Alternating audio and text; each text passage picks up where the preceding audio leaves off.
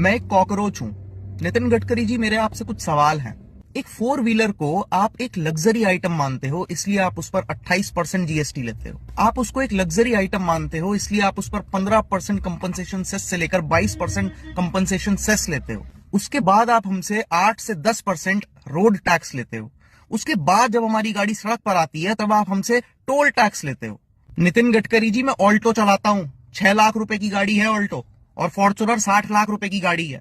एक टोल पर फॉर्च्यूनर वाला आदमी और एक ऑल्टो चलाने वाला आदमी बराबर टोल देता है। ये कहां का सोशल जस्टिस है? इसको आप कैसे जस्टिफाई करोगे? 6 लाख की गाड़ी और 60 लाख की गाड़ी में फर्क नहीं है क्या? चलो, ये तो समझ में आ गया। एक बार के लिए मान लेते हैं ये सब जस्टिफाइड है। लेकिन जो येलो नंबर प्लेट की कार है, जो टैक्सी ड्राइवर्स चलाते हैं, आप उस पर भी 28% जीएसटी चार्ज करते हो। आप उनसे भी 15 से 20% कंपनसेशन सेस चार्ज करते हो। आप उनसे भी 8 से 10% रोड टैक्स लेते हो। आप उनसे भी टोल टैक्स लेते हो। वो अपने मन से टैक्सी नहीं चलाता है, वो इसलिए टैक्सी चलाता है क्योंकि आप उसको रोजगार देने में फेल हो गए। आपको उसको सब्सिडी देनी चाहिए थी, लेकिन आप उसको GST, compensation cess, road tax, toll tax के नाम पर लूट रहे हैं। इसके बाद आते हैं पेट्रोल की प्राइस पे।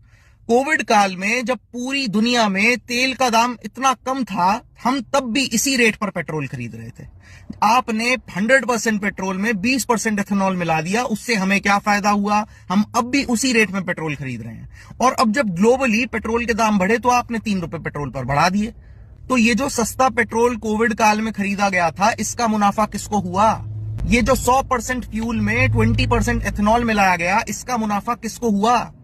जो व्हीकल्स E20 कंप्लाइंट नहीं थे और वो फिर भी आपका E20 फ्यूल डलवा रहे हैं, उनकी जो माइलेज खराब हुई, उसका हिसाब कौन करेगा?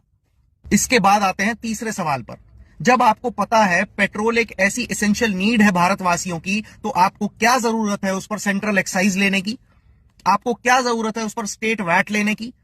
As a member of Cockroach Janata Party, Mr. Nitin Gadkari ji, I want your resignation from the post of Minister of Road Transport and Highways. You don't deserve that post.